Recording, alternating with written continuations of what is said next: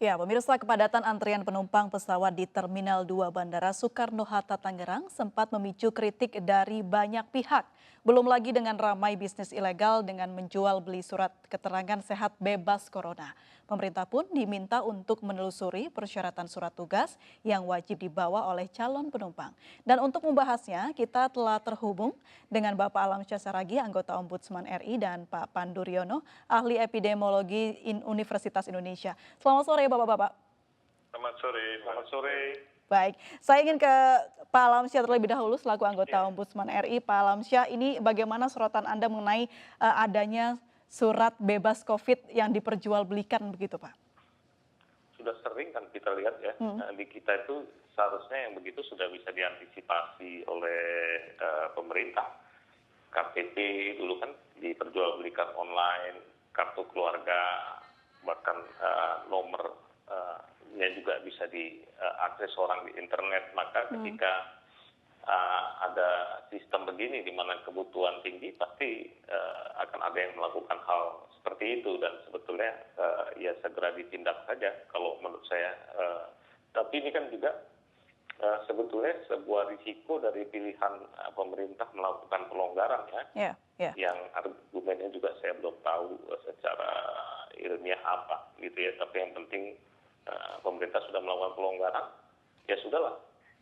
Baik. Itu terjadinya. Baik, kalau melihat bagaimana cara pemerintah menyeleksi begitu atau memeriksa surat yang menjadi persyaratan bisa bepergian ini, menurut Anda seperti apa, Pak Alamsyah?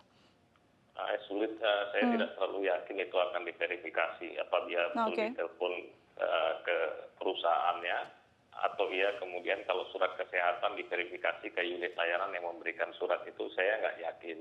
Jadi tampaknya sekedar tidak ada tanda-tanda yang aneh, maka orang pergi. Yang kedua, saya melihat di bandara ada di pesawat, itu betulkah di dalam pesawat itu hanya separuh penumpang? Jangan-jangan full. Itu juga satu problem yang juga akan sulit untuk kita kontrol. Tapi sudahlah, saya sejak awal menyatakan sekali Anda tidak konsisten, ya tanggunglah semua proses ini. Dan mungkin juga sebagian masyarakat yang sudah tidak sabar akan memanfaatkan momen ini, dan kita yang harus sabar melihat inkonsistensi ada di mana-mana.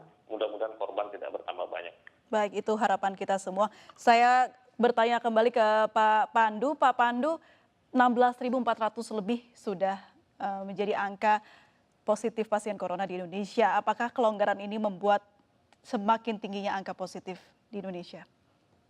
Ya, itu yang kita khawatirkan ketika ada pelonggaran atau pembukaan moda transportasi, walaupun secara regulasi sangat ketat. Tetapi saya sejak awal mengingatkan bahwa biasanya implementasi di lapangannya sulit dikontrol karena kita tidak mempersiapkan.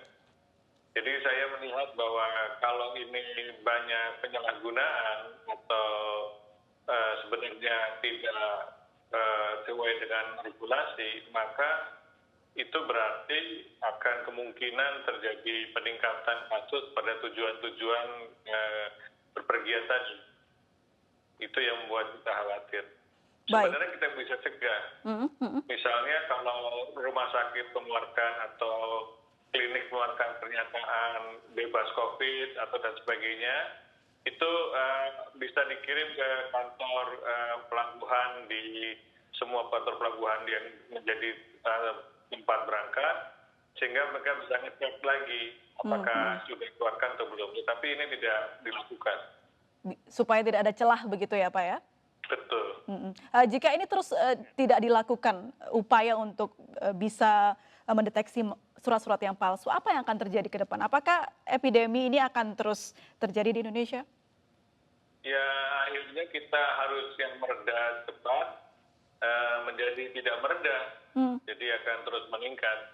Jadi harapan yang dikeluarkan atau diharapkan oleh Pak Presiden tidak terjadi karena anak buahnya tidak bisa membuat regulasi yang bisa dilaksanakan dengan benar di lapangan. Oke, baik. Pak Alamsyah, ini ada usulan dari ahli epidemiologi, yaitu harus ada koneksivitas antara rumah sakit dan juga pelabuhan atau terminal yang bisa menjadi akses keluar masuknya masyarakat. Apakah ini penting untuk dilakukan pemerintah, Pak? Iya, berani melonggarkan harus berani bertanggung jawab dong. Jadi harus bisa mengkoneksikan, jangan abaikan pendapat dari ahli. Saya melihat juga semenjak bandara dibuka, orang datang, misalnya yang sampai di Padang, di situ cuma dilakukan rapid test. Rapid test itu kita sudah tahu ya ada kelemahannya dan tidak ada sistem karantina di situ. Kenapa? Karena kalau di karantina belum tentu orang juga mau. Nah, model-model seperti ini menurut saya pelonggarannya betul-betul berisiko. Orang datang cuma rapid test, disuruh karantina di rumah, belum pernah di karantina tempat. Kalau kemudian dia positif dan menularkan ke orang lain, bagaimana lantas gitu ya. Nah ini yang harusnya memang pemerintah suka tidak suka harus membuat koneksi antar pelabuhan, bandara dengan rumah sakit dan harus ketat. Paling secara jujur pasti bilang bagaimana kami mau mengawasi, ini repot, ya salah sendiri. Jadi menurut saya sekarang suka tidak suka hal tersebut harus dilakukan.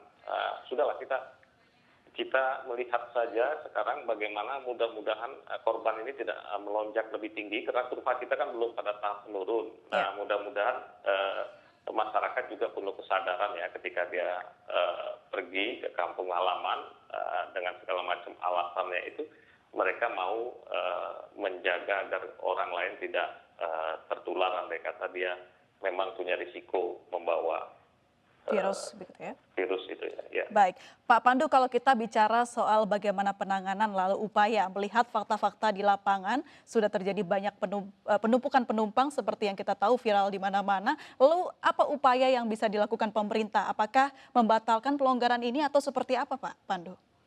Ya, mengatur kembali. Di banyak negara itu bisa melakukan pengaturan kok.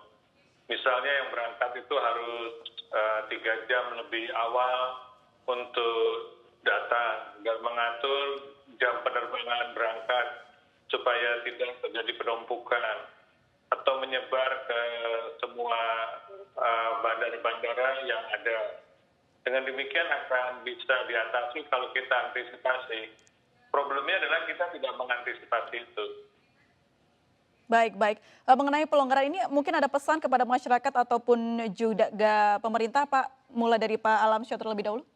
Ya, saya menyatakan bahwa semua negara yang berhasil mengurangi tingkat keparahan ya, jangan menyatakan semua negara gagal dengan lockdown, tapi mereka berhasil mengurangi tingkat keparahan itu adalah sampai pada saat kurva mereka menurun, mereka bukan yang memiliki fasilitas kesehatan yang baik, tapi mereka yang memiliki kemampuan pengendalian sosial yang baik. Maka karena pemerintah sudah membatalkan sendiri kebijakan pengetatannya dengan pelonggaran ini, sebagai bentuk tanggung jawab, saya menyarankan agar di tiap bandara, di tiap pelabuhan, terminal kedatangan itu disediakan aparat yang memang memadai.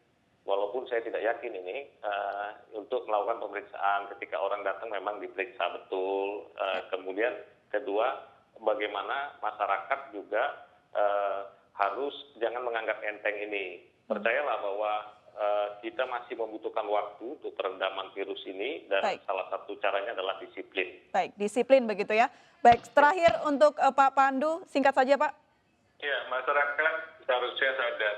Janganlah mencari celah-celah atau memanfaatkan untuk peluang pelonggaran dari moda transportasi ini. Karena moda transportasi ini hanyalah untuk kepentingan tugas-tugas negara dan tugas-tugas lainnya. Kalau masyarakat tidak peduli, maka artinya masyarakat tidak mempunyai solidaritas pada mereka-mereka yang patuh.